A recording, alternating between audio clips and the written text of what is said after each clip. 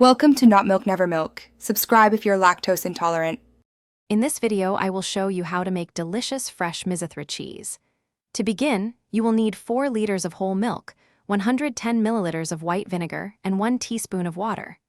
Make sure you have a large pot, a slotted spoon, and a cheesecloth-lined colander prepared.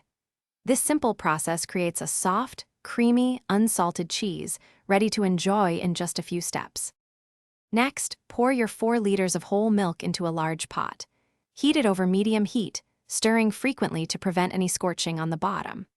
Once the milk reaches a rolling boil, slowly sprinkle in 110 milliliters of white vinegar, followed by 1 teaspoon of water.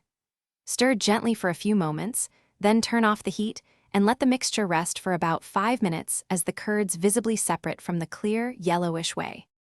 Now it's time to drain your cheese. Line a colander with a clean cheesecloth and set it over a large bowl to catch the whey. Gently scoop the fluffy curds from your pot into the cheesecloth. Gather the corners of the cloth, tie them securely, and let the cheese hang. For a soft, creamy Mizithra, drain for about 10 minutes. The longer it drains, the firmer your cheese will become. Once drained, unwrap your beautiful, fresh Mizithra.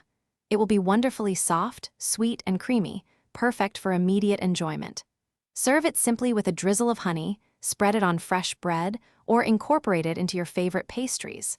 Store any leftover fresh Mizithra in an airtight container in the refrigerator for up to 1 week.